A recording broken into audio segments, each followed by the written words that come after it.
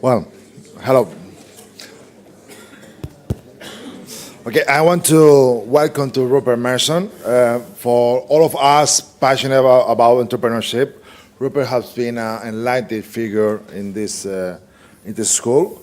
For the last 15 years, he has been a professor of strategy and entrepreneurship at the London Business School, and has managed to teach us how to be an entrepreneur, right? And to rethink if that's what we like to do. And if that's the case, think again how to do it well. I've seen there's a kind of competition about how many books the speaker have written. Rupert is the author of 7 magnificent books. The last one published this year. Growing a Business, Strategies for Leaders and Entrepreneurs. Rupert also taught at CEIBS in Shanghai and ISV in Hyderabad. Rupert runs the Rupert Merson LLP, which provides special advice to organizations, startup, and non-for-profit businesses. He's a non-executive director of World Communication and the Hubsill Transfer Services. He's a fellow of the Institute of Chartered Accountants of England and Wales, the Royal Society for the Encouragement of Art, Manufactures and Commerce, and the Chartered Institute of Personnel and Development. Thank you.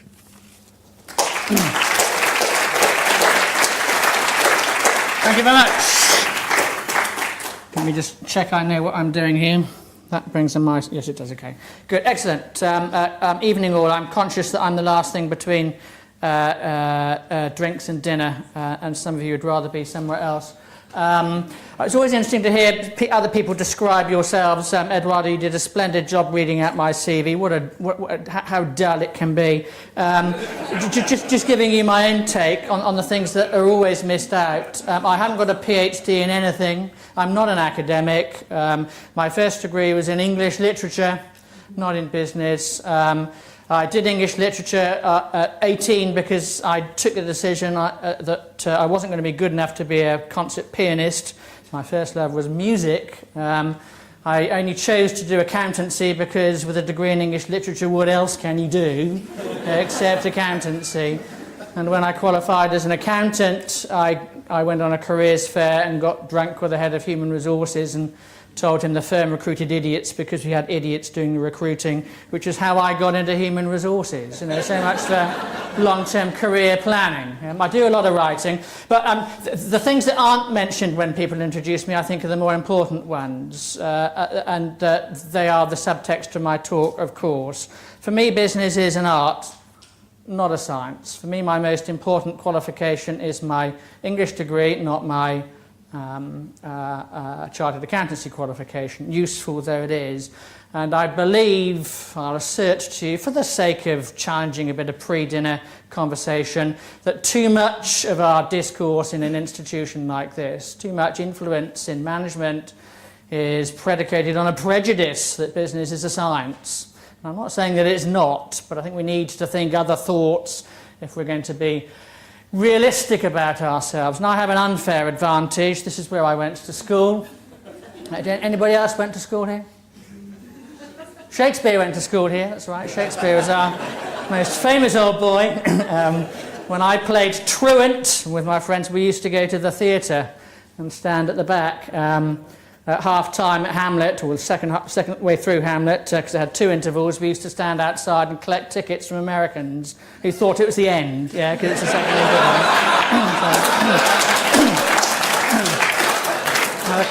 Now, the consequence, I know the last third of Hamlet far better than the first 2. This is me and my brother, just about to lead a performance of The Messiah. My brother was going to play the harpsichord, I was going to conduct. That's a, what's that?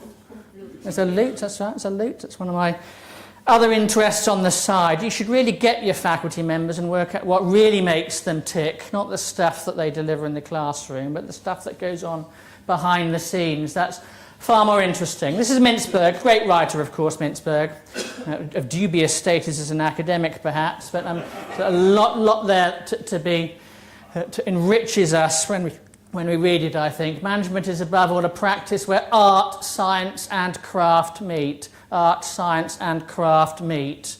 To what extent is our thinking too much influenced by the science, not enough by the craft, and not at all by the art? I always remember teaching at ISB for the first time. I gave the same introduction as I've just done. I said my first degree is in English literature. Who else has a degree in English literature? Nobody put a hand up. I pointed to the first fellow, what's your degree? And he said, engineering.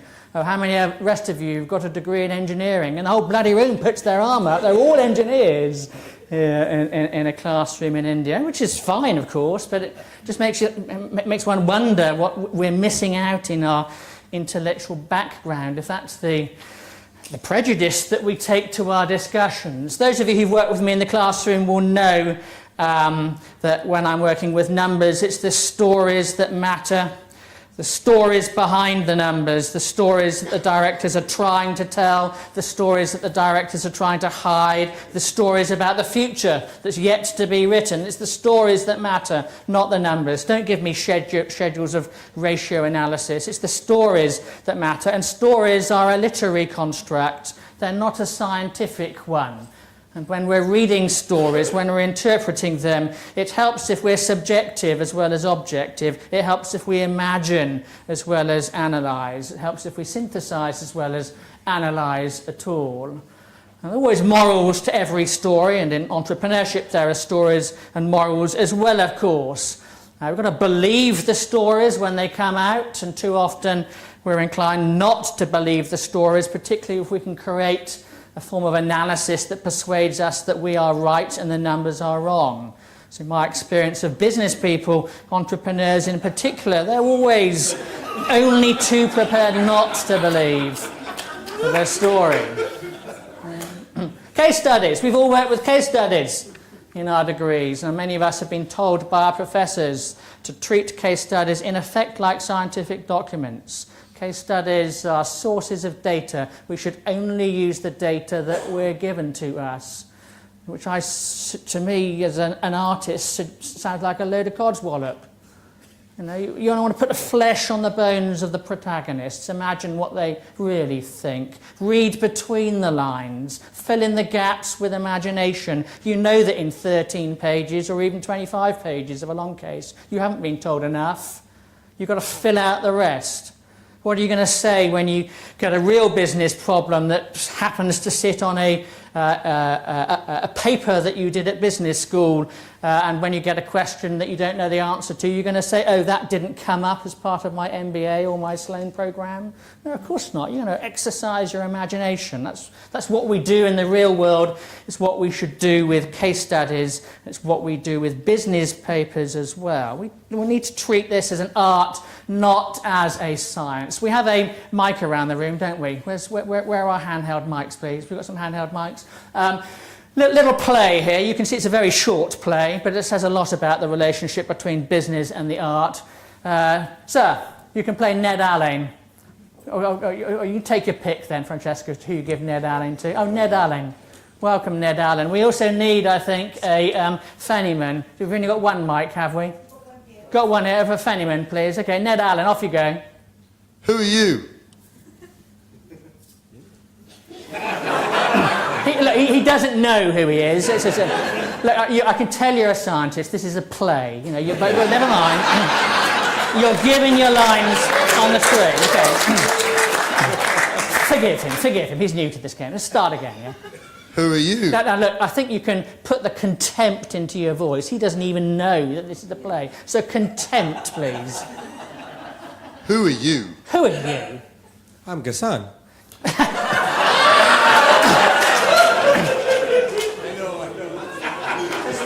I have to play the role that I'm lost, no? And again, please, even more contempt. Who the hell are you? The money. I'm the money. Well, then you may remain, as long as you remain silent. That's the way us artists treat financiers. You may turn up at the back if you wish and hold a microphone, but don't interfere when the creative genius takes over, of course. Who's this fella? Anybody know? Who's this fella? Now, Scott Fitzgerald. Scott Fitzgerald. What did Scott Fitzgerald do? He's a writer. What did he write? Books, yeah. Which one in particular? Great Gatsby, that's right, The Great Gatsby. He was also an advertising man as well, of course. That's where he started out being successful. Having once found the intensity of art, nothing else that can happen in life can ever again seem as important as the creative process. Often find artists waxing lyrical like that. Advertising, on the other hand, is a racket, like the movies and the brokerage business. You cannot be honest without admitting that its constructive contribution to humanity is exactly -0. And of course, scientists in the room don't stop spelling out that there's no such thing as exactly -0. It's an artist who is talking here, and I think the point is sort of well made, do you not think? This is the front page of, title page of Emma, a novel by Jane Austen, that's right, published in 2015, December 2015, just come through its 200th anniversary. She published it anonymously, not about business at all, of course, but then most fiction isn't about business. Business is something, it's down there somewhere. I always remember my mother-in-law saying to her daughter, my wife, about her granddaughter, my daughter, Lucy, where's Lucy going to school? Oh, she's going to Wimbledon High. But that's full of businessmen. Businessmen. What do you think her father does then? Said my wife rightly to her mother-in-law. And this is attitude that we have to business. Published in December 2015. We need a bit of a role play here. I think we need a lady from this one, preferably a lady with a nice English accent. A lady here particularly proud of their English accents? You won't admit to it, so you need to be volunteered by somebody else, I expect. Here's a lady with an English accent. Thank you very much. Now, you're Mrs. Elton. Mrs. Elton, and I want you to tell us about the neighbours of your friends in Bristol. So, Mrs. Elton. I've got a horror of upstarts. Maybrook Grove has given me a thorough disgust of people of that sort. For there is a family in that neighbourhood who are such an annoyance to my brother and sister from the airs they give themselves. People of the name of Tupman, very settled there and unencumbered with many low connections, but giving themselves immense airs and expecting to be on a footing with your old established families. How they got their fortune, nobody knows. They came from Birmingham, which is not a place to promise much. One has not great hopes from Birmingham. Not great hopes from...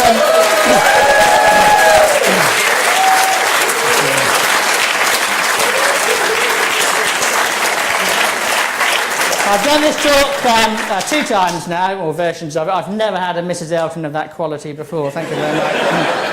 But I did miss the contempt that should have come through the voice in that last word. What's the last word? Birmingham. Birmingham. What's the problem with Birmingham? It's industrial, that's right, or soon to be industrial at least. It's a place of business. Emma Woodhouse has her own airs and graces. She dismisses Mrs. Elton as the daughter of a Bristol merchant, of course. Note that hyphen there. Those of you who think that punctuation isn't important. What does that punctuation do to the word merchant? Makes it contemptuous again. Bristol merchant, of course, he must be called. Incidentally, what's it better to be, from Bristol or from Birmingham? Bristol. Why? Why? Bristol at this time, the second biggest city in England. How did Bristol make its money? The slave trade, yeah. It's better to be associated with the slave trade than it is from this new manufacturing industry in Birmingham. Makes you think, doesn't it, in terms of the prejudices that we have about business, about the source of business and our attitude to it when we're creating things as well. Now, this is altogether more serious. How many of you, as you now find yourselves crossing London Bridge, walking into the city to your glorious jobs before Brexit takes control, of course. Unreal city under the brown fog of a winter dawn. A crowd flowed over London Bridge. So many I had not thought death had undone so many. Sighs short and infrequent were exhaled as each man fixed his eyes before his feet, flowed up the hill and down King William Street to where St Mary Woolnoth kept the hours with a dead sound of the final stroke of 9. You hypocrite, lecteur, mon semblable, mon frère. T.S. Eliot, last line quoting Baudelaire there. What does he think about the journey across London Bridge into the city? In his case, he was walking to Lloyd's Bank, where he was a senior executive in the foreign exchange division. What's he saying about it? Is he liking it? Is he enjoying it? Is it what he wants to do?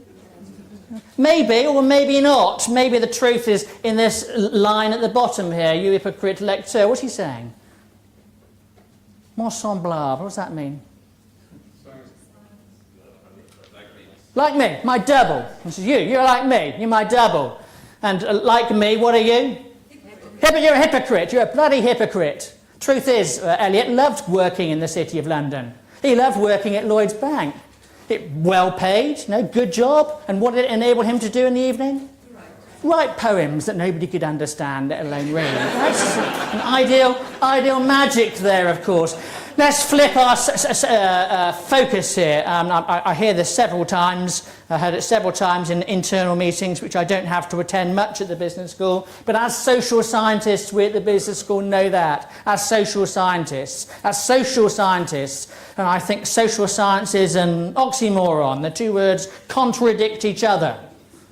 Social science doesn't make much sense when it comes to reality. Wow, you have 3 master's degrees and a PhD. Yes, that's all very impressive, but interestingly, I have no common sense whatsoever. It's not the sort of thing you should say during a job interview. I don't see why not. Gives us pause to reflect again on the connection between what it is that we do in a business school and the subject of our own discourse, which after all is the real world, and what we're doing out there. To what extent are we in a business school just as much removed from the reality of business as the world of art is from the world of business? The science of management, one sophisticated source tells us, this is actually Wikipedia, but what the hell. Management science is done on 3 levels, and at the middle here we have the modelling level, and down at the bottom the management scientist's mandate is to use rational, systematic, science-based techniques to inform and improve decisions. Sure. And where do we take us to? On the basis of surely sensible assumptions, because we have to simplify things one way or another. Perfect or near perfect rationality, profit maximisation, statistical reliability, and the new tyrant that I keep hearing in my entrepreneurship classes, big data, which tells us everything we need to know about life and the universe, of course. But these are assumptions which we need to match against the sheer irrationality and irreducibility of anything associated with a human being. We've seen this before, haven't we? How many are there of them? 5. And what are they?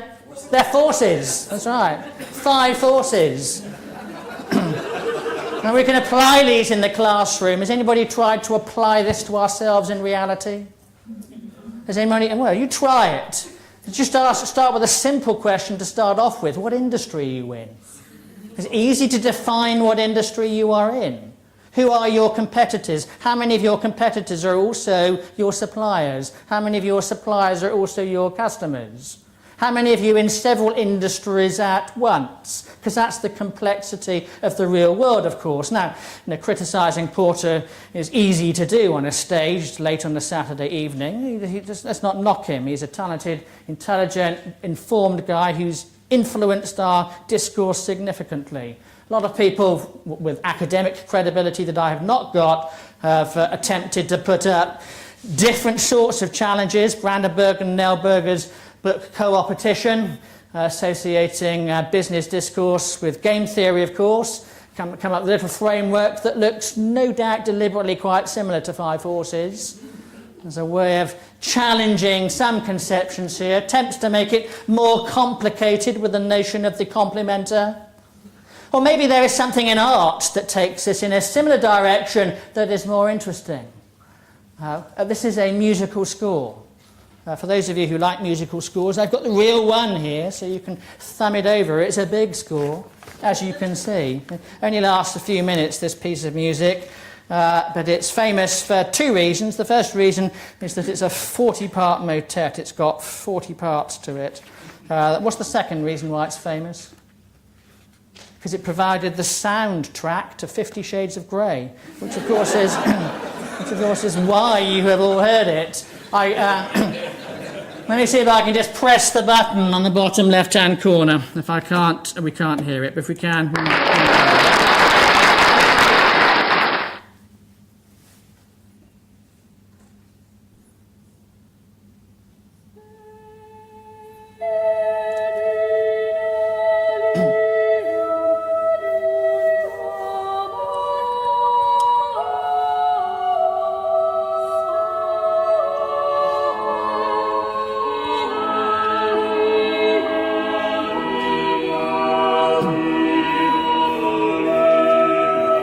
Had the privilege of singing this? No, we're all business people, it's a pity. Anybody listen to it for real?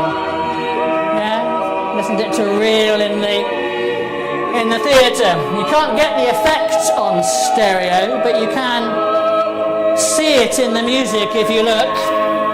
Those of you who want to take a look, can I hand it around? Take a look. You'll notice that the score starts with choir 1. It's a 5-part choir over here. And then they hand the button over to the next 5-part choir who are here. And then to the next one who are here. And we go through all 8 of the 5-part choirs. It's not a 40-part mass, it's a series of 5-part choirs who are singing with each other. It's something we miss even by listening to it in stereo. Even by listening it to in stereo. Even if we reduce it to a piano score to make sense of it, at least that can sit on a piano. That can't. If it does, it wilts. But of course, if you experience this thing in reality, you see the music passing along the faces of the people who are singing it if they're lined up in front of you. And when it gets here, it then goes back to the other side. Yeah? When it's gone both ways, all 40 parts come in briefly. We can see this in the score. After that, we have 2 choirs over here singing. There's a 10-part choir answered by 2 choirs over here as a 10-part choir. Yeah? And then they have a dialogue with the choirs in the middle, punctuated by everybody coming in together in 40 parts. You can't get that from a piano reduction. You can't really get it from stereophonic sound. You can only get it from listening to it and witnessing it in reality, or by looking at the score itself, where you see the mirroring around. I think it's an interesting example, of course. This is 1570, 1580. This is, if not a little bit earlier, this is way before computer programming. We patronise these guys' levels of sophistication at our peril. Take a look at that. And just sense the imagination, the mathematical complexity that goes into putting that sort of thing together. And here we are trying to reduce it to something that we can understand. Ways artists can help us understand reduction. This is a lorry, of course. It's a lorry from which country? Greece. And the Greek word for transport is what? Metaphoris. Yes, those of us who've studied literature will be used to the concept of metaphor. It has been written about by academics in organisational behaviour, of course, using metaphor to understand business reality. It's been our custom in Germany to put engineers on boards, unlike the British who favour accountants. That has worked well for us in Germany, but one consequence is that we have been inclined to think of organisations as machines and to manage them as machines. Our minds tell us that the organisations we will need to create in the future will be more like villages or networks than machines, but our hearts are still with machines, because that's what we are. Input plus a bit of process equals output plus waste. That's how our minds are trained. That's how we expect our businesses to perform. What we're doing there is thinking of our business as a machine. We are reducing it, not using an analytical model, but using another way of simplification and reduction, which is just as valid, of course. We can all explore, and maybe we have explored, the concept of business as machine. It's the easiest metaphor for us to apply, not least thanks to Taylorism and Ford Motor Corporation and the military, the influence of the military on strategic planning. Organisations as organisms, as living, breathing things, more difficult because we're less comfortable with the concept, but it's a metaphor. Describe your own organisation as an organism, as a living, breathing, reproducing, growing, ageing, dying thing. We can learn as much about our organisations and how they behave doing that as if we think of them as machines.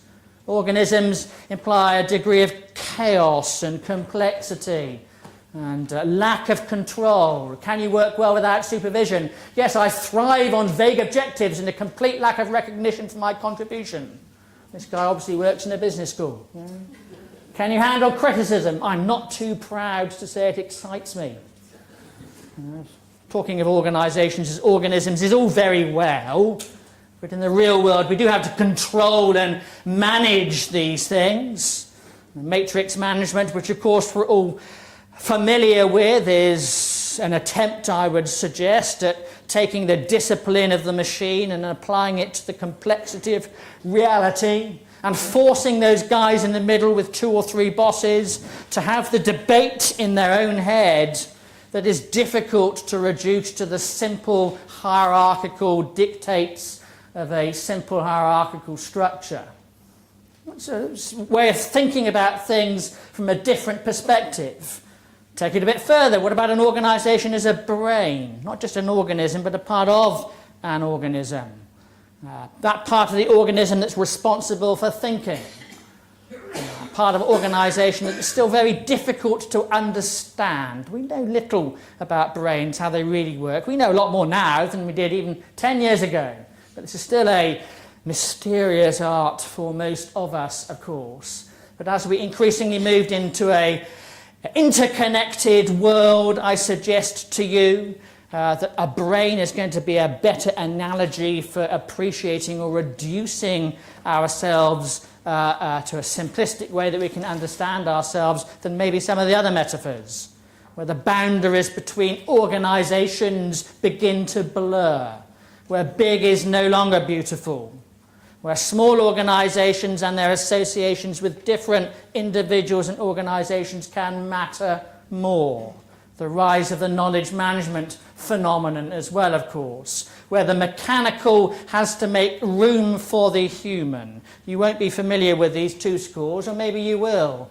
Don't know if we have any musical students in the room. On the left-hand side we have Bach's Chaconne in D minor, the last movement of the partita for solo violin. I haven't got time to play any of it, but you will recognise it. Glorious piece. Interesting in that the last movement is longer than all the rest of the movements put together. It's curiously lopsided. Why? Given that Bach was the arch professional.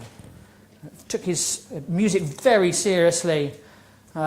Took his time very seriously as well. Why? Well, some would argue that it's because this movement is a elegy for his first wife, a private piece of work, a secret that he kept to himself.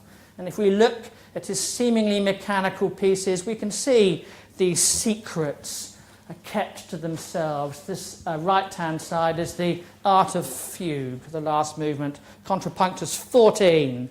4-part fugue, the last theme of which is his own name. Ba ba ba bum, ba ba ba bum, B-A-C-H, which he writes into the music, and then with a sense of drama that you couldn't create in fiction, what does he do? When he gets to this point, he dies. He doesn't finish the piece. And then for the last fugal point comes in, a sense of the connection between the most mathematical and sophisticated musical form and the personal coming through, I find very interesting and fascinating. We need to find more room for this, of course, in our appreciation of business and organisational form. This is an organisational chart. Yeah, this is your organisational chart. Yeah, that's you at the bottom. It's where you are, at the bottom, yeah. It says you there, rather than me, yeah. And it's the chairman at the top there, or the dean of the school, whoever you want, yeah. What's more interesting is some of these other terms there, yeah. I love secretary who secretly runs the whole shooting match. Have you got one of those? Yeah. The bad speller. Yeah. The bad typist who accidentally misses the word not out of clauses in important legal agreements. Have you had one of those? I've had one of those, yeah. This is my favourite, owner of negatives from last year's Christmas party. Yeah. Owner of negatives from the forthcoming dinner you're just about to have. They're the really influential people in the organisation. And we can choose to pretend that these organisations don't exist, of course, but they do. They do. You have the formal organisational structure, people who are supposed to report to who, and then you've got the one that sits underneath. That matters just as much. And if we're serious about being successful in business, surely we need to manage both of these, not just the one. Dinner, I hear calling. I've taken 30 minutes. I have 10 minutes left. It's time for a bit more theatre. This is another poem. Poem by W.H. Auden. English poet, took American citizenship, died in 1973. I've colour-coded it so we can break this up into chunks. You can imagine a monument erected by the state. We don't know the name of the individual for whom this monument has been erected, because in this imaginary future, citizens don't have names, but they do have reference numbers, of course. This is JS/07M378. Anybody like to get us going by reading out his funeral inscription? We've had Mrs. Elton already. We need somebody else, I think. Come on, let's have some volunteers. At the back there, yeah? And whoever's got the mic over here, be prepared to grab it, yeah? First few lines, sir. He was found by the Bureau of Statistics to be one against whom there was no official complaint, and all the reports on his conduct agree that, in the modern sense of an old-fashioned word, he was a saint. For in everything he did, he served the greater community. Thank you. Next few lines. Except for the war till the day he retired, he worked in a factory and never got fired, but satisfied his employers, Fudge Motors Incorporation. Yet he wasn't a scab or odd in his views, for his union reports that he paid his dues. Our report on his union shows that it was sound. And our social psychology workers found that he was popular with his mates and liked a drink. Thank you. So another speaker, please, yeah?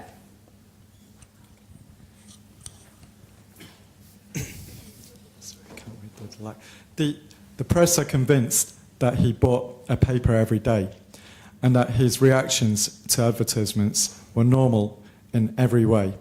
Policies taken out in his name probe that he was fully insured, and his health card shows he was once in hospital but left it cured. Too much for the national health. There you go. Another speaker, please. Both producers' research and high-grade living declare he was fully sensible to the advantages of the instalment plan and had everything necessary to the modern man: a phonograph, a radio, a car and a Frigidaire.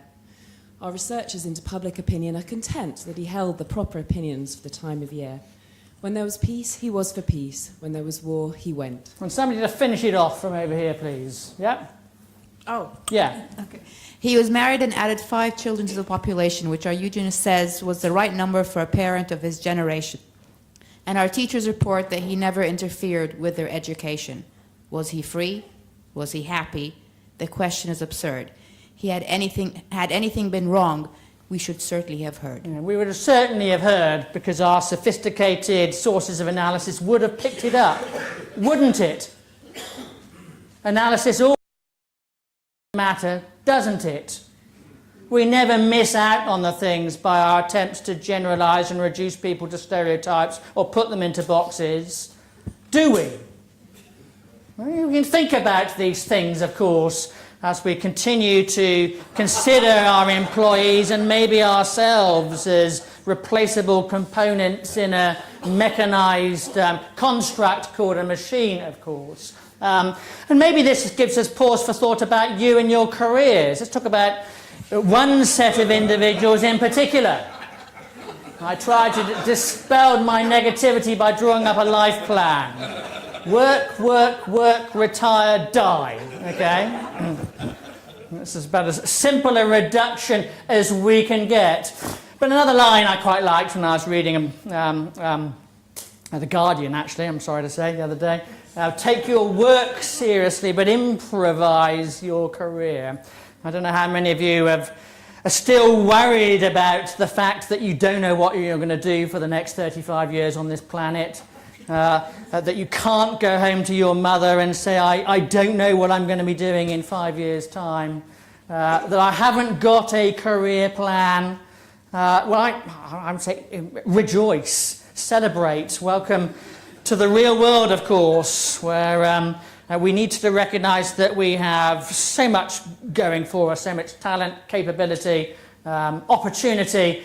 Where we are going doesn't really matter that much. These things are going to look after themselves. This is the book I picked up a couple of months ago on the relationship between the judiciary in the US and the academic law community, legal community. Divergent Paths. Divergent Paths is an echo of a poem, a very famous poem. Anybody know which one? Robert Frost, yes, Robert Frost, yeah. And my last piece of audience participation is this one. This is the poem, The Road Not Taken.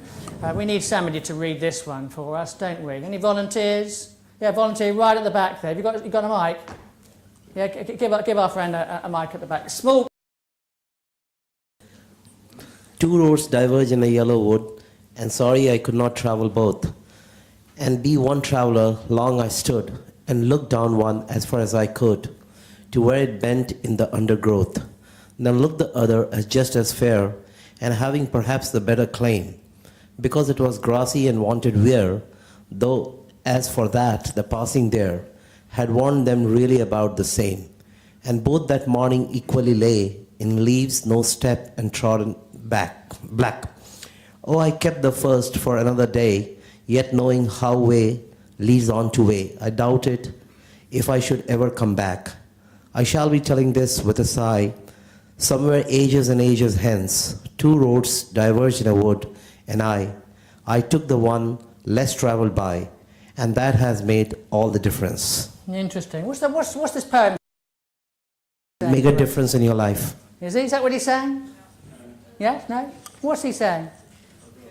Has he taken the right road? There isn't a road? There's no right road. Has he taken the right road or the wrong road? Does he ever regret about the road he hasn't taken? I mean, it was very easy to presume that he's regretting not taking the road, though at the very end there he's saying it's made all the difference that he's taken the road that he has taken. But up here, when you look a little bit more closely, both of these roads are actually quite similar to each other. They've both got untrodden leaves on them. And in any case, you're not going to be able to go back and take that thing again. But maybe it does matter to us which of these paths we do take. Of course it makes a difference. It matters to us. Though whether we should look back and regret the choices that we haven't taken is another matter. Now, those of you who've worked with me in entrepreneurship will be familiar with the concept of entrepreneurs never looking back, never regretting, only looking forward, taking advantage of the things that are in front of them rather than regretting the things that are behind them. It is our choices, Harry, that truly make us what we are, not our abilities. The choices that we are going to be taken. Very good business text, this one. I recommend it to you if you haven't read it. It makes us think about some of these obvious things that we should be going for, the perfect job that's just waiting for us. And of course, as soon as we realise that the perfect job doesn't exist, the better. The only people who have perfect jobs are priests and prostitutes. You know? Everybody else has to make compromises of one sort or another. And then we look back, not forwards. We identify the elements that we want and then take forward. Okay, I've run out of time. Do I have any conclusions for you? No, of course, I don't like conclusions. Hopefully, you know, help to provoke some thought about some tensions, some irreconcilable tensions in between two things it's too easy for us to be simple-minded about, between the simple and the complicated, between models that attempt to describe and understand reality, between form and function, between practice and theory. That duality as well. And then, of course, lastly, between art and science. I hope you've enjoyed this. I hope you've got something from it. It is going to be the subject of my next book, which will be out somewhere in the next 30 years, so you can buy it then. Safety tip of the day. Always bend your knees when banging your head against a wall. I can't remember if managing is an art or a science. That's Dilbert's conclusion. Thank you very much.